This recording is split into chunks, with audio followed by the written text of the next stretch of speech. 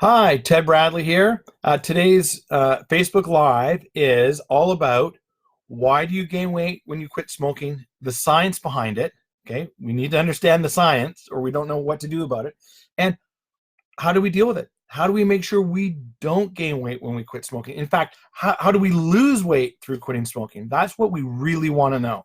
Okay, that's today's subject. So I'm Ted Bradley. If you're watching this live, I'm going to give away free if you just put in the comments. I want one. I'm going to give my ebook, How to Prepare Your Mind for Quitting Smoking. If you're watching this later, either on my YouTube channel, okay, where all my videos are, okay, on my YouTube channel, just send me a direct message or just put in the comment there as well. I always read them and I answer questions.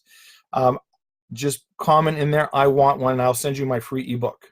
Okay, so today's subject. Oh, one last thing. So just so you know, for those of you that are maybe watching for the first time, my name's Ted Bradley. I'm a hypnotist. I'm much more than that. I spent 7 years at the University of British Columbia and several degrees, but it doesn't really matter. What you need to know is I've basically dedicated my life to helping people quit smoking. It's all I do. I don't do anything else. It's how I make a living. And I lost both my grandmothers to smoking, and I've dedicated my life to it ever since. Okay, so back to the subject. Why do we gain weight when we quit smoking? What's the science behind it, and how do we beat it? Okay, that's what we're going to deal with today. Okay, so the first thing is, in order to understand why we gain weight, we have to understand the science. Because if you don't understand the science, then how do you know what action you take is going to actually help you not gain the weight or, in fact, lose weight through quitting smoking? So it's so important, especially anything like smoking, which is a chemical and physical reaction in our bodies. It's how we interact with nicotine. It's a chemical reaction. So if we don't understand the science, we don't know how to beat it. Okay, so we've got to go into the science. So for those of you that are watching this maybe on replay on my YouTube channel later today or tomorrow, if you remember my video about smoking and stress, and please go back and watch it. There's tons of great information in there about smoking and stress. There's a piece in there that really accurately describes the scientific relationship between smoking and weight gain, and why when we quit, we gain weight. So I'm just going to quickly recap, not the whole video, just two really important points to understand about our physiology and smoking, what happens when we smoke, okay? So the first thing that happens when we smoke, we know that our body creates additional stomach acid, okay? So it increases the production of stomach acid. Okay, so we know that. So guess what happens when we smoke? And we're smoking 20 times, 25 times per day, depending on how much you smoke a day. Your body 20 times per day is generating additional stomach acid, and there's nothing in there for you to digest. What happens? That stomach acid starts to digest fat stores. Okay, so it actually aids in weight loss, smoking. Okay, I know this is not something that people want to hear, but the thing is, with beating smoking and beating not gaining weight, it's just about the truth. We just need to understand what the reality is so we know how to deal with it. Okay, when you smoke, you increase the amount of stomach acid in your body. That stomach acid actually does help you digest whatever might be there and remaining, and anything, once it's all digested, it actually does help in weight loss. Okay, two, we know that smoking is a heart stimulant.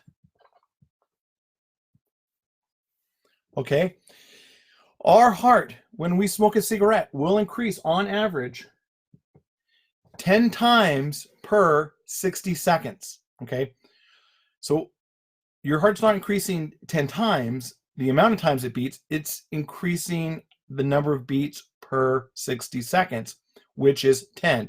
So if your average heart rate is 78, when you smoke, it's 88, okay? So what's happening when we smoke, okay? Not only are we increasing the amount of stomach acid in our stomach that helps with digestion and weight loss, we are also increasing our heart rate. On average, 10 beats per minute. We're doing that depending on how many cigarettes you smoke. If you're smoking 20 a day, 25 a day, 20 times per day, 4 or 5 minutes. Every cigarette, you are increasing the number of times your heart beats. Okay? What happens? What do we know from science? That when our heart rate increases, what effect does that have on our metabolism? It increases the efficiency of our metabolism, okay, by 5 to 7%. So when we smoke and we're increasing our heart rate because we're smoking, what's happening is our metabolism's increasing. That affects our ability to metabolize food, and it helps us with weight, okay? So here's the thing. Just think about this. It's not, if you've been smoking for 20 years, it's not actually causing you to lose weight because your body hits equilibrium. It stabilizes. So when you, as a smoker, you're not actually losing weight, really, because your body has gotten used to how many times it beats, okay? It's gotten used to the additional stomach acids. You stabilize at a weight. So it's not actually helping you lose weight anymore. It probably did when you started, okay? But what it's doing is it's helping you not gain any additional weight if you keep maintaining the same lifestyle. So what happens when your body hits what they call it homeostasis? It hits a stable rate. You hit a stable weight and you just keep smoking. Your weight doesn't go up or down. But now what happens when you remove the smoking? Okay, so you're no longer smoking. Okay, what does your heart rate do? Your heart rate lowers. When your heart rate lowers, what happens to your metabolism? Your metabolism goes down. You are no longer as efficiently, okay, metabolizing food. What happens when your metabolism goes down? Your weight goes up, right? That's what happens, okay?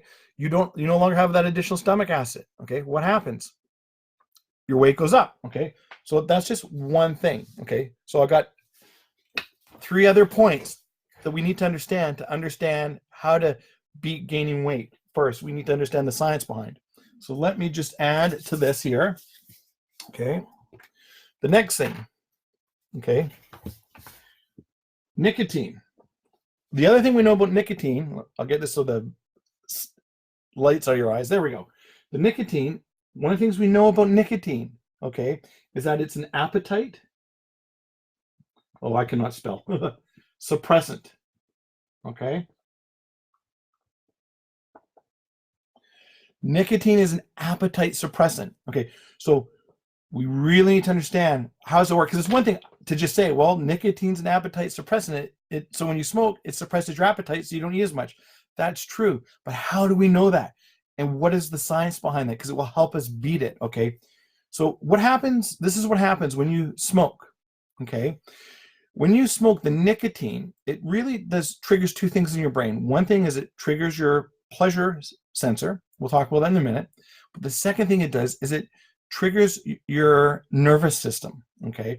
Because you're injecting a poison into your system. And we now know that there's a type of nerve cell in our body called a POMC. I'm just telling you that because if you want to go look it up, you can, okay? It triggers that nerve cell. That nerve cell deals with eating behaviors, but in particular, it deals with fight or flight in our nervous system. Get that light out of there for you. It deals with your fight or flight nervous system. So what does that mean? This is why it's an appetite suppressant, because your fight or flight system says, I might be in danger. I'm ingesting poison. I might need to flee or fight. So I need to be more efficient, which means I shouldn't eat because it will slow me down. It will get in the way. Now is not the time to eat, or I might get eaten by the lion, right? So what happens is when we smoke, one of the things that it does is it triggers our nervous system, the fight or flight. And so it specifically targets our eating behavior to not want to eat. Okay, so we don't tend to eat as much when we smoke, right? We eat less because of what's happening in our neurology, okay? The next piece, okay? So that's two pieces, and I'll summarize them all, but there's still two more. The other thing that happens when we smoke, okay, is when we smoke, the heat from the cigarette, okay, as it crosses our tongue, actually impacts our ability to taste. And anyone who smokes we all know this intuitively as smokers, right? I mean, it's back in the day when I used to smoke cigars.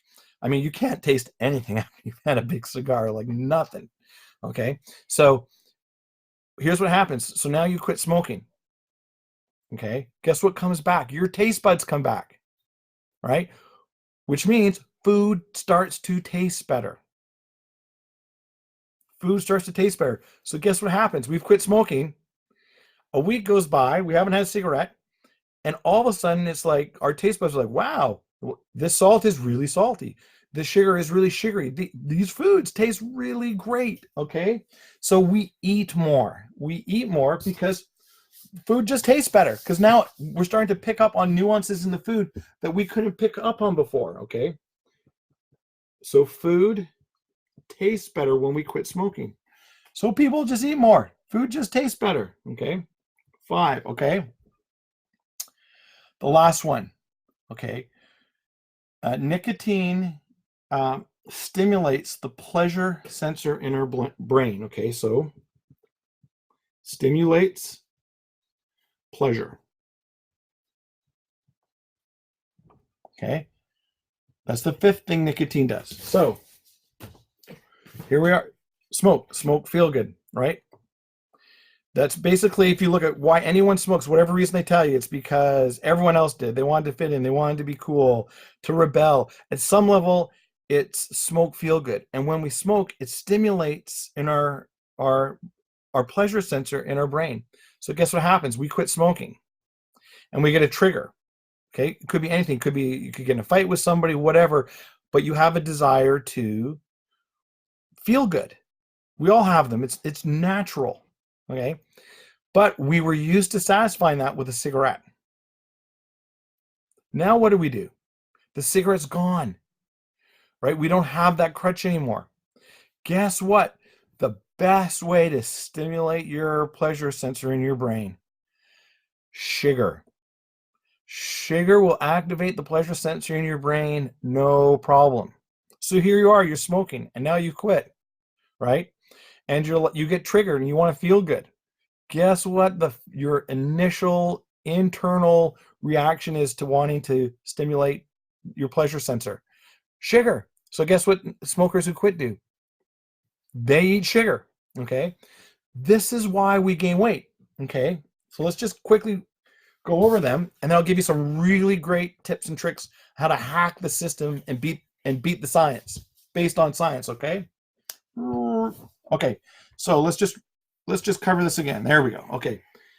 Number one thing we do when we quit smoke, as a smoker, is we have an additional stomach acid, which helps us keep weight off and helps us digest. Okay, that's gone. So that's working against us. 2, nicotine's a heart stimulant, increases our heart rate to go up 10 times more.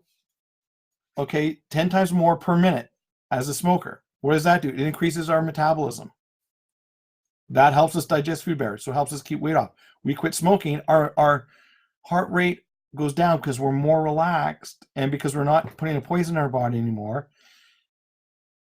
And so our metabolism goes down, okay?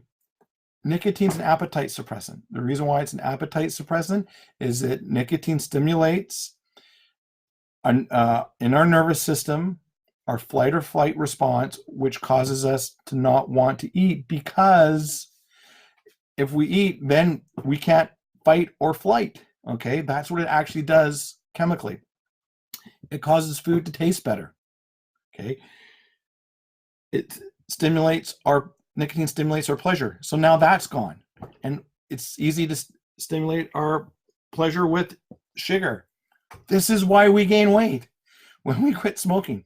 So we have a whole bunch of things working against us when we quit. Okay, this is why people on average gain 10 pounds when they quit smoking. This is why we get hungry when we quit smoking. right? We have all of this working against us, okay? This is the science behind why we gain weight, right? When we say 33% of people will gain weight when they quit smoking, on average 10 pounds, okay? This is it. This is why. This is the science behind it. So if you don't want to gain weight, you don't want to gain weight, you have to understand this, because if we understand this, we can hack the system and beat it, okay? So let's talk about how to do that, okay? Tons of good information here. Okay, so I'm going to give you a whole bunch of things, probably about a dozen, okay, that you can do to not gain weight when you quit smoking. Okay, you don't have to do them all. You can do what works best for you. But my recommendation is the more of them you do, the better.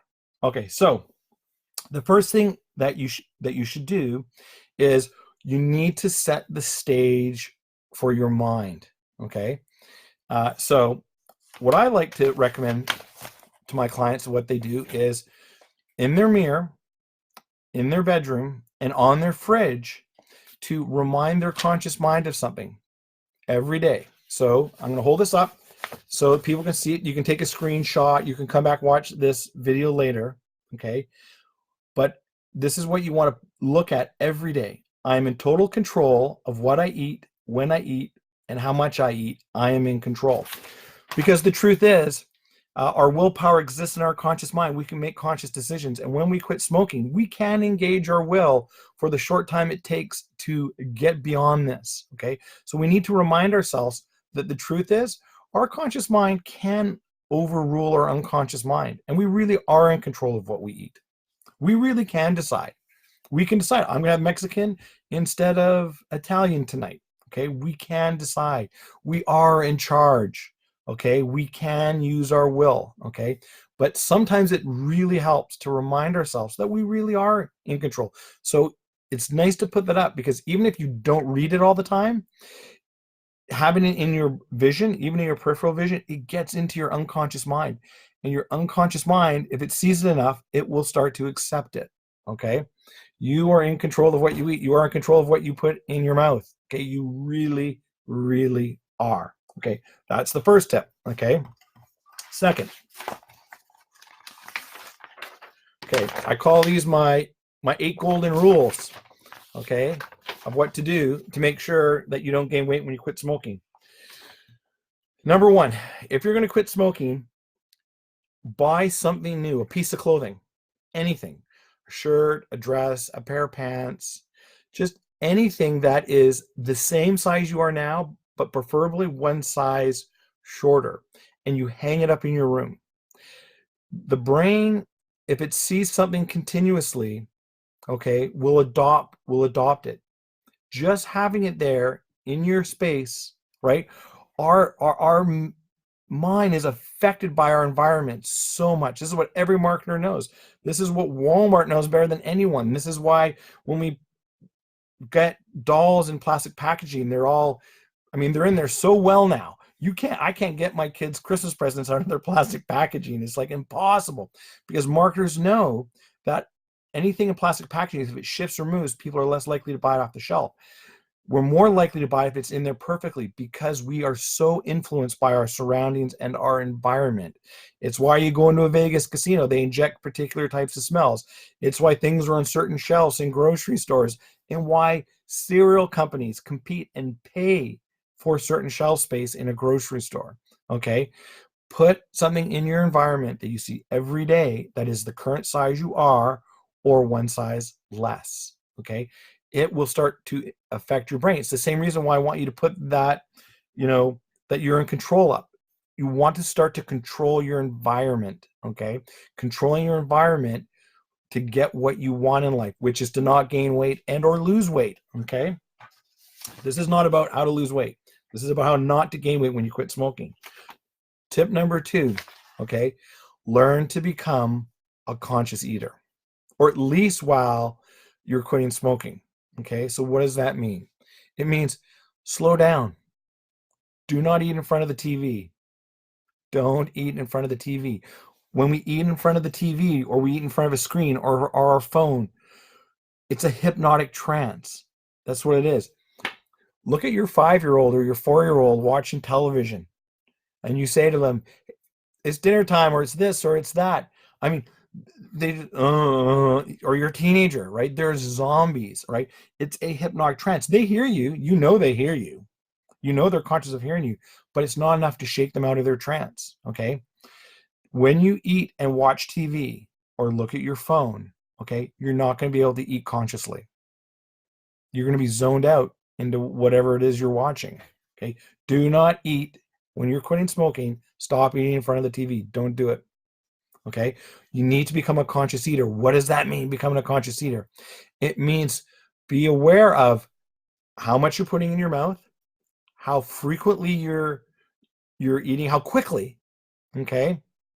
And whether or not you feel full yet, okay? So when you eat, you've probably all heard this a million times, okay? Put your fork and knife down. Slow down. You don't enjoy it. You don't need to eat it in 5 minutes, right? Take smaller bites. Chew it longer. Start to become a conscious eater. You'll enjoy your food more. You'll like your food better if you slow down. You don't need to wolf down the burger. This isn't a diet. If you eat a burger, eat a burger. Just eat it slowly, all right? Eat more consciously. Chew it more. The other thing you need to do to eat consciously is really, really important, is to be aware when you're satisfied. Because here's the thing, okay? When your stomach is actually full, okay, it takes a full 7 minutes on average, that's average, okay, to tell your brain that you're full. So the truth is you're actually full before you even know you're full. It's why we eat turkey dinner on Thanksgiving, and the next thing we know, we're undoing the top button and falling back on the couch to sleep, right? We overeat because we keep eating because it tastes good, it's pleasurable, but we eat beyond when we're full because it takes a long time for our stomach to tell our brain we're full. But if you slow your eating down, you'll get that message sooner and you won't eat as much, right? Got it? So conscious eat. This isn't about, I'm not going to go into about any stuff about emotional eating and all of that. That's a whole nother ball of wax. You don't need to do that to eat less. You just need to eat consciously. Just slow down, put your fork and knife down, trance in front of a television or watching YouTube on your phone. Eat consciously. Be aware of when you're actually satisfied. And when your mind says, I'm full, don't eat beyond that. You don't need to. Stop eating. Put it in the fridge. Put Saran wrap on it. You can eat it later. Okay?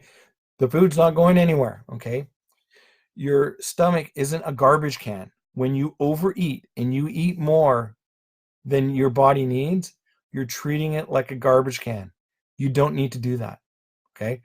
Stop eating when you're full. Okay, next.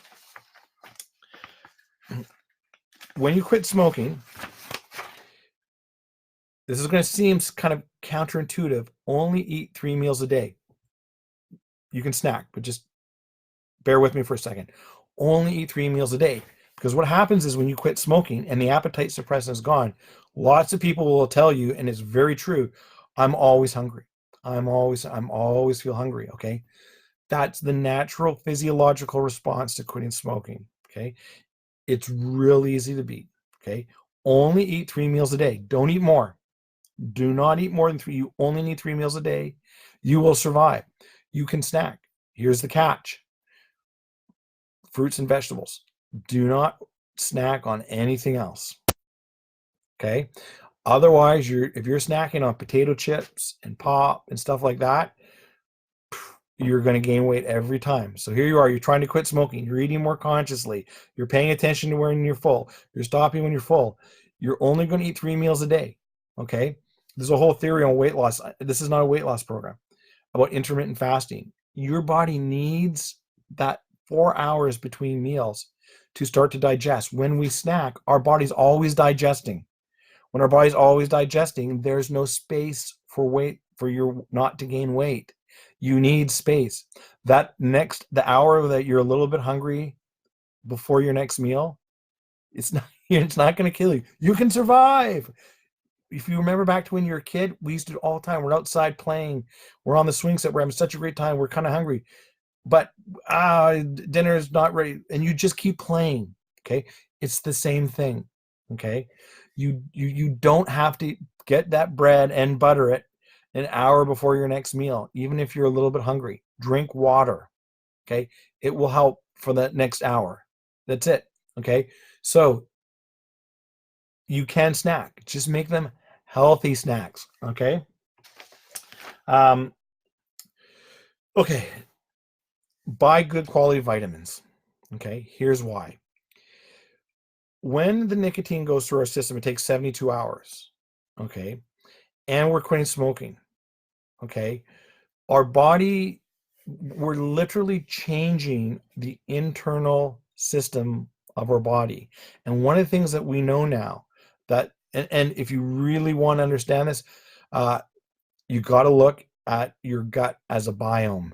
Okay. There's tons and all the new research out there in the nutritional medical field is one of the things we're learning is that our health is so tied to our gut and the bacteria in our gut. Okay. The connection is undeniable. Okay. And it's becoming the secret to better health going forward. This is not about gut bacteria. My point is that essentially that we need to make sure that we stay healthy. And when we're changing when we start smoking and taking the nicotine and our eating habits kind of start to change, our internal system is changing. It's going through stress. Take a good multivitamin. Okay. It will help. It will help with the cravings. It will help with the hunger, because a lot of we know about cravings is cravings are they're Darwinian evolutionary signals. Okay. For food, for fuel. Okay. Our bodies are actually designed by Darwinian evolution, okay, to fast, because it used to be we'd kill our food and we would have a total abundance, and then we'd have no food for days and we'd have to hunt for it. And we did that for tens and tens and hundreds of thousands of years. So our body has evolved that way. Our body is actually used to being hungry and having an abundance. We've created a society in the last couple hundred years that we just have abundance all the time. And lo and behold, we gain weight, right? It's no shocker. Okay. So my point is, buy a good quality vitamin, eat only 3 meals a day, allow that your body that 4 hours to digest. If you have to eat because it's killing you, just eat healthy. Whatever fruits or vegetables you like. Fruit's better than vegetables because vegetables are high in fructose, which is a sugar, which the reason why I would still eat fruit is because that sugar will stimulate the pleasure part of your brain and help with the cravings. Okay. So buy good quality vitamins. Next, okay, drink lots of water. If you love water, great, drink more. If you don't like water, I like to Vega. Okay, so Vega has a product. I think you can get it at Whole Foods or a lot of grocery stores. It has a pre-workout supplement that's natural. Okay, you can add it to your water. Right. So this is mine. I think it tastes really great, but you can find things that you can add to water that aren't sugar. Okay, drink lots of fluids. It will help with the whole quitting smoking process. The more water you consume, the faster the nicotine goes through your system and gets out. Okay, so drink lots of water. Do not, if you are a person who drinks Coke or Diet Coke, when you quit smoking, just stop. Just don't do it. Okay. It's like if you want to gain weight, right? Drink pop. I mean, it's like the easiest way to gain weight. So if you're quitting smoking and you don't want to be gaining the weight, don't drink sugary drinks. Don't do it. Don't drink orange juice. Don't drink apple juice. Don't drink fruit drinks. Okay? Don't do it. Okay? In fact, if you took all of my advice when you quit smoking, you'd actually lose weight if you did these things. Okay. So, drink plenty of water. Low calorie water. If you like pop, one of the things I did, because I love Coke, one of the things I did years and years and years ago when I quit smoking, a long time ago, okay, is I drank spark carbonated water. That's a good way to go if you like that kind of thing. Okay, so Another really good tip is when you set your quit date, if that's how you're doing it, whatever model you're using, uh, plan your food out before you quit. Make a shopping list, okay? Because here's why, okay? If you want to make a bad food decision, okay, make it when you're hungry, right? It is so easy to make a bad decision if you're hungry because our nervous system and our biology is starting to kick in when we're hungry, and it gets harder to use our will. So plan it out. So when you go to quit, plan out a week to 2 weeks worth of food, right? And just make some good choices, healthier food, right? Chicken, steak, meats, doesn't really matter. This isn't a diet, but just, I mean, not potato chips. And don't go and buy a big 2-liter thing of Coke and put it in your fridge. Get it out. It ain't going to help you. Okay. So just make a shopping list, get a week to 2 weeks worth of food so that your meals are planned out, so that you already know what you're having for dinner, so that you're not in that situation where your fridge is empty and you're driving down the road and you think to yourself, oh, I'm tired. I'm kind of irritated because I've quit smoking. I could go to the grocery store. It's another mile, but you know what? There's a McDonald's right there and I'm hungry now. It's such an easy decision to make. Don't put yourself in that situation. Do yourself a favor. Have the food already home in your fridge so that you can go, oh, I just got to go home and just make myself that chicken breast. And it will be really good. Okay. Plan ahead when you quit. Okay. That will help you not gain weight when you quit. Okay. Now,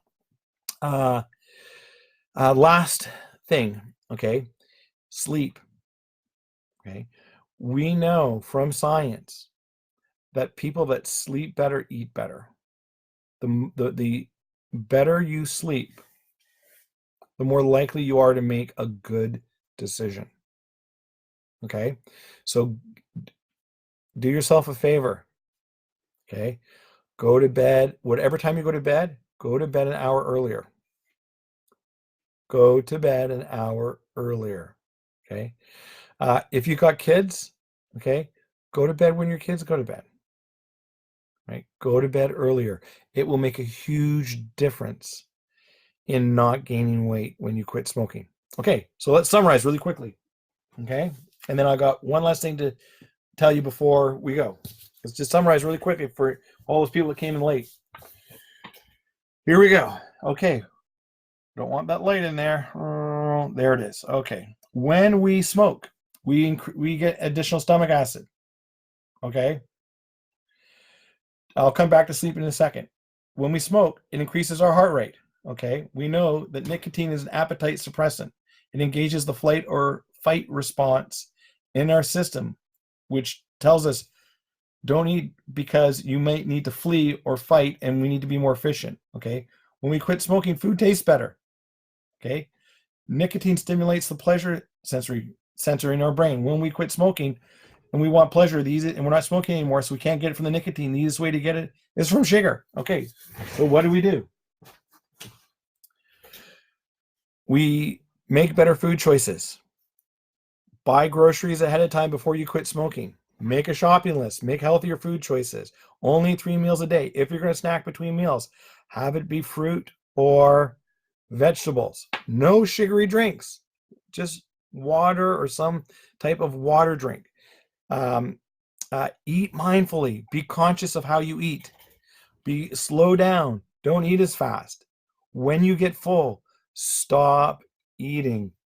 I'll hold this up again. Put this up around your house. It will help you hack your brain. I am in total control of what I eat, when I eat, how much I eat. Okay. You really are in control. Okay. So one of the questions was if you have a hard time sleeping. Okay. Great point. I'll give you a couple tricks about how to sleep better. Okay. There are, I could do a whole Facebook Live on problems sleeping. Okay. But I'll give you a couple really good, quick tips and tricks. Okay. So there are a lot of reasons why people have a hard time sleeping. And they're almost as various as there are people. It's almost as unique as they are people. Okay. a couple of things that really help, they're kind of universal no matter what your sleeping disorder is. Okay, if it's even a disorder, maybe you're just not a good sleeper. There's a couple of things that are universal. Okay, one is the way that we now deal with sleeping disorders, and I'm not a sleeping disorder specialist. I have a really good friend who is. Okay, but one of the things is when we make whatever solution we come up with the sleep better, if we make it about the sleeping disorder, it's counterproductive because we become focused on the fact that we can't sleep. And we become preoccupied with it, and it causes more anxiety, more stress. It actually makes it worse. Okay, so the first thing is whatever we do to deal with our sleeping, it's not about the sleep. So what it is about, it often is about the routine before bed. Okay, so a really good thing to do is create a bedtime routine. It's not a sleep routine, it's a getting ready for bed routine. Okay, so do the same thing every night. 1, 2, when you are in your bed, the only thing you should do in your bed is sleep. Do not do anything else. Do not read. If you're in bed and you can't sleep or you're having problems sleeping, get out. Get up out of bed. If you need to read to make yourself tired, go do it in a chair. Go do it somewhere else. Because the more all you do in your bed is sleep, eventually you'll condition your brain to be, oh, I'm in bed, sleep. Okay? 3, the third thing you should always do when you go to sleep, do not think about reality. Okay? It emotionally engages us and makes it harder to sleep. Okay, you got that? So, do not think about reality. Use your imagination. Okay? Use your imagination. Here's why you want to use your imagination. Okay? You may remember this from my other videos if you've watched them all. If not, go back and watch them. Okay? But our brain, when we sleep, it goes through 7 different wavelengths. Okay, sleep being the very last one. Okay, so 1, 2, 3, 4, 5, 6, 7. This being sleep. Okay, so when we fall asleep, we drive down through these layers. And if you remember from my previous videos about the mind map, this is the conscious mind. This is the unconscious mind. Do you guys remember what was in the unconscious mind? It's our fantasy. Exists there, our memories. Okay, our imaginations here is in our unconscious mind. Imagination, that all exists in our unconscious mind. Okay, this is our conscious mind. This is our waking state. As we go down, okay, if we engage our fantasy and our imagination, okay, it drives us down our brainwave into a lower state, closer to sleep. Okay, it's what triggers us to sleep by engaging our unconscious mind, because it's our unconscious mind that sends the enzyme to our conscious mind to put us to sleep. I got to do Facebook Live all about sleeping. Anyways, so the point I'm trying to make is don't think about reality, because if you think about reality, those are conscious thought processes. You want to use your imagination. Fantasize about a job you've always wanted, being a professional sport athlete, being a cop, being whatever, but engage your fantasy about something that is not real. That will help drive you into sleep faster and more accurately. Okay. So any specifics about breathing exercises that can help me sleep and quit smoking? There's tons of breathing exercises. One of the more popular ones is called the box method. It's not my favorite. Basically, the reason why you want to do breathing before you go to sleep is what you're really trying to do is drive your heart rate down, because your unconscious mind knows that as you start to fall off to sleep, that your heart rate slows and your breathing slows. So it's just triggering your unconscious mind to fire the enzyme that puts you to sleep. So I'm just going to explain this one more time. Okay. So you get it. Our conscious mind doesn't cause us to fall asleep. We know from science that from actually the study of narcolepsy, people who are like, they're just walking and they're like, and they fall asleep. Okay. They could be anywhere. We know what's happening. We know it's a misfiring in our brain. Okay. It's fired from our unconscious mind. Okay. Puts us to sleep.